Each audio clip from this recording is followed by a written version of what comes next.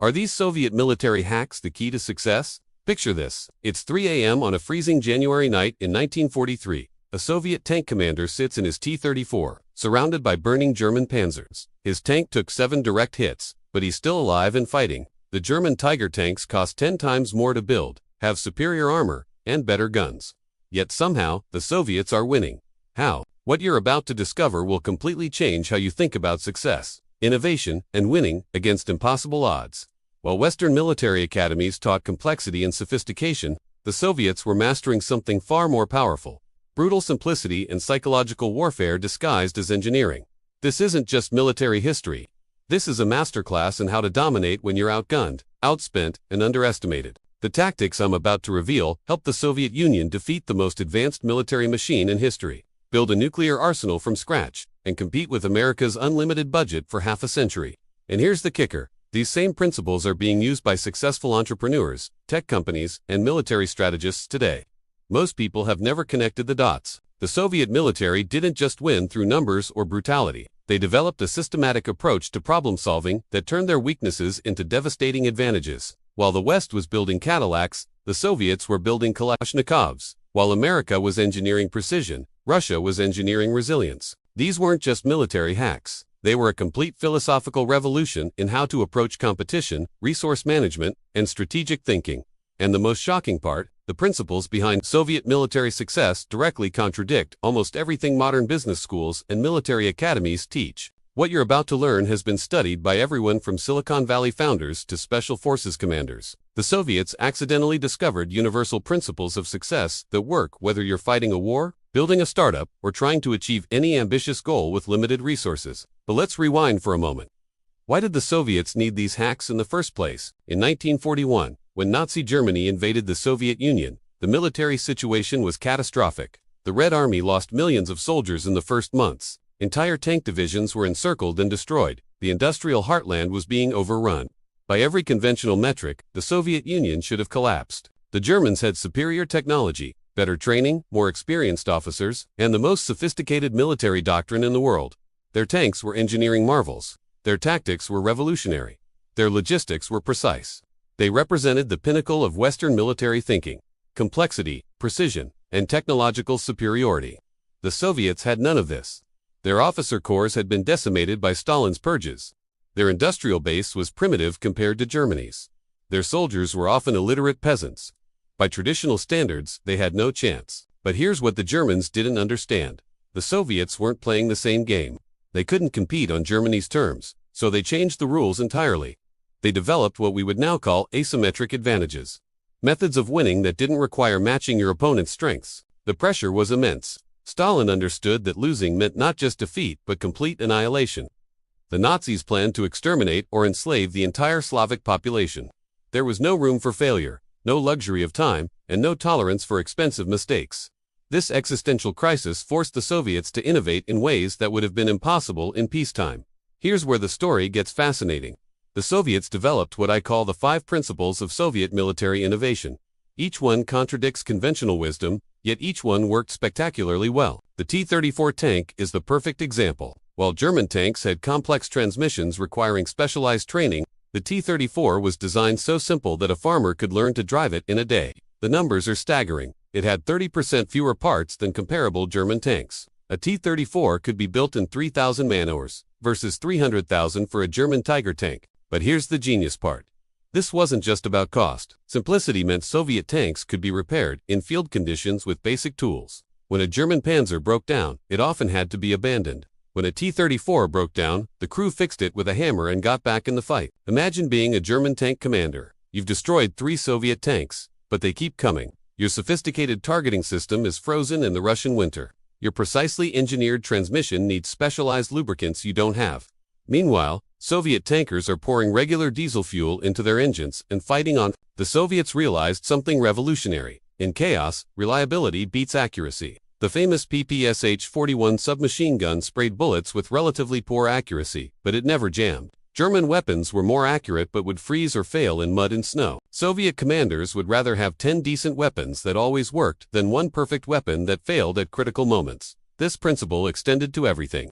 Soviet artillery wasn't as accurate as German guns, but they had so many that it didn't matter. They couldn't hit a specific target reliably, but they could absolutely devastate entire grid squares. The psychological impact was enormous. German soldiers reported the terror of Soviet Stalin organs Katyusha, rocket launchers that weren't particularly accurate but created apocalyptic bombardments that broke men's minds. You can't hide from imprecise but overwhelming firepower.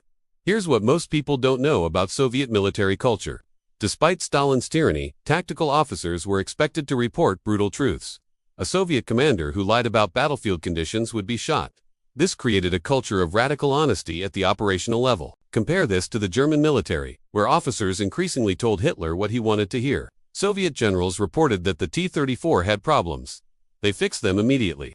German generals reported that Soviet tanks were inferior even as they were being destroyed by them. This principle of brutal honesty extended to weapons development. The Soviets didn't waste time on elegant solutions that didn't work. If a weapon design failed in field tests, it was abandoned immediately, regardless of how much had been invested. The AK-47 went through 27 prototypes before Kalashnikov got it right. Each failure was documented and learned from. The Soviets designed equipment for real soldiers in real conditions, not for ideal scenarios. German weapons often required clean conditions and trained operators. Soviet weapons assumed the operator might be exhausted, freezing, wounded, or all three.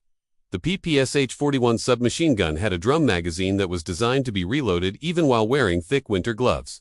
The T-34 had wider tracks, not just for snow mobility, but because Soviet tankers were often smaller than their German counterparts and needed easier maintenance access. This extended to training. While German pilots needed hundreds of hours of training, Soviet pilots were taught a simplified doctrine that could be learned quickly. Yes, individual German pilots were often better, but the Soviets could replace losses faster than Germany could inflict them.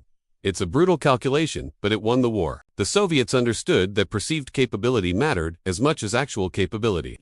The famous tank fright that afflicted German soldiers wasn't because Soviet tanks were superior technically. They often weren't. It was because Soviet tanks kept coming regardless of losses, creating the psychological impression of infinite resources. Soviet strategic bombers during the Cold War were often inferior to American ones, but they looked terrifying, and the Soviets made sure they were highly visible during military parades. The perception of threat was sometimes more valuable than the actual threat.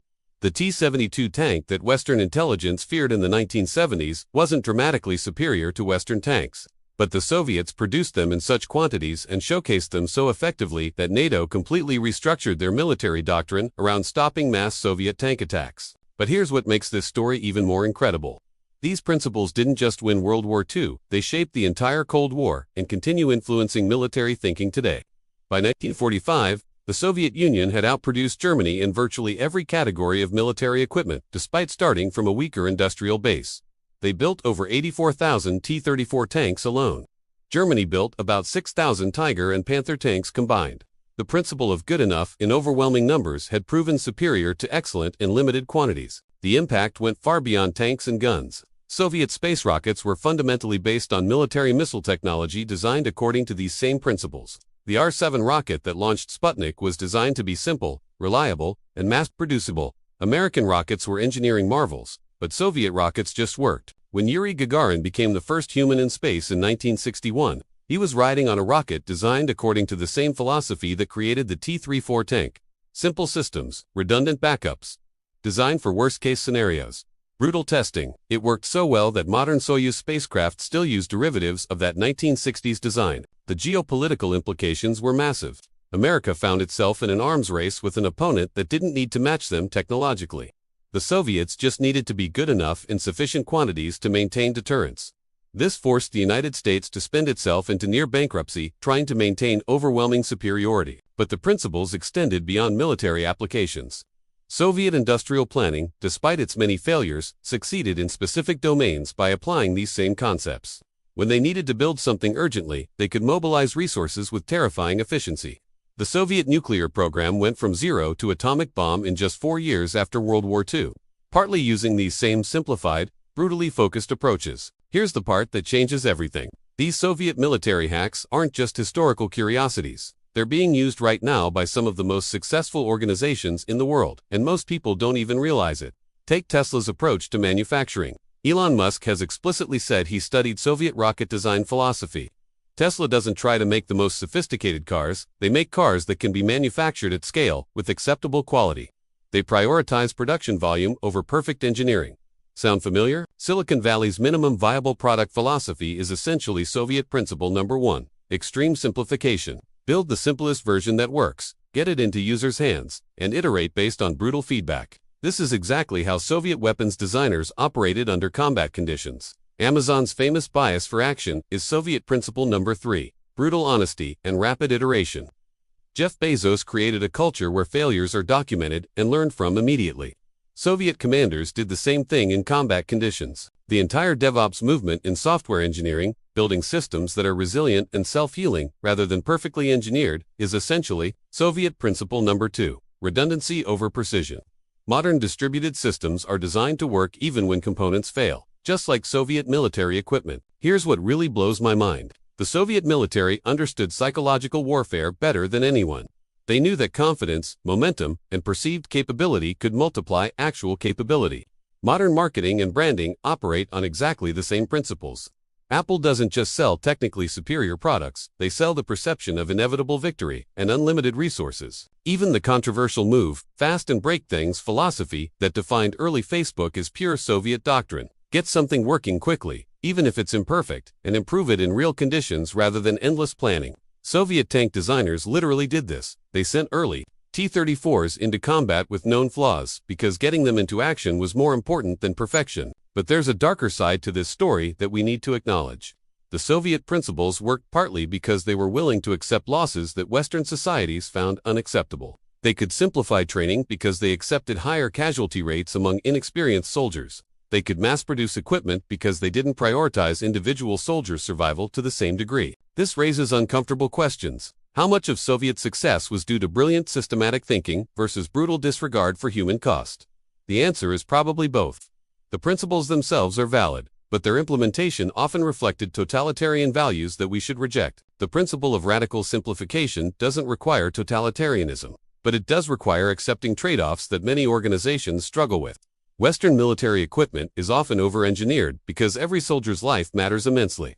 Soviet equipment was simpler partly because individual lives mattered less to the system. Today, as we watch modern conflicts unfold and observe global competition between nations and corporations, we can see these Soviet principles playing out in real time. China's military modernization doesn't try to match American technological sophistication point for point. Instead, they're building good enough systems in overwhelming quantities. Pure Soviet doctrine. The success of companies like Xiaomi, which builds decent smartphones at scale rather than pursuing Apple's premium approach, reflects Soviet principle number 1. The resilience of guerrilla movements and insurgencies against technologically superior forces often comes down to Soviet-style asymmetric advantages. But here's the most important lesson. These principles work because they're based on fundamental truths about competition under resource constraints. When you can't outspend your opponent, you need to outthink them. When you can't build the best, you need to build what's sufficient in quantities that overwhelm. The Soviet military taught us that complexity is often a weakness, masquerading as sophistication, that perfect is the enemy of good enough at scale, that psychological factors multiply physical capabilities, that brutal honesty about failures leads to faster improvement than protecting egos. These lessons apply whether you're building a startup with limited funding, competing against established players with deeper pockets, or trying to achieve any ambitious goal without unlimited resources. The Soviet military faced the ultimate resource constraint: survive or die, and the solutions they developed contain universal insights. The real genius of Soviet military innovation wasn't in any single weapon or tactic. It was in creating a systematic approach to winning when losing seemed inevitable. They proved that clever strategy beats superior resources more often than we'd like to admit. They showed that simplicity and resilience trump complexity and precision in chaotic environments. So, what do you think about these Soviet military hacks? Are you surprised that principles developed in brutal combat conditions could apply to modern business and life? Do you see any of these principles operating in successful companies or strategies you've observed? And here's the big question. Knowing what we now know about the moral costs of Soviet methods, how do we extract the valuable strategic principles while rejecting the human costs they were willing to accept? I want to hear your thoughts in the comments below. Have you encountered these principles in your own work or life without realizing their origin? Which of the 5 principles do you think is most applicable today? And what other historical military strategies do you think contain hidden lessons for modern success? If you found this deep dive into Soviet military innovation as fascinating as I did, make sure to subscribe to our channel and hit that notification bell. We're constantly uncovering hidden patterns from history that explain how the modern world really works. Trust me, there are plenty more shocking connections where this came from, and you won't want to miss them. The next time you hear about a startup disrupting an industry with a simpler product, or see a company winning through sheer volume rather than perfection, or watch an underdog overcome seemingly impossible odds, remember the Soviet tank commanders who turned weakness into victory through systematic innovation. Their lessons are still shaping our world in ways most people never recognize. Tell us which country or city you're watching from, and whether you've ever applied any of these principles without knowing their military origins. See you in the next video. Bye.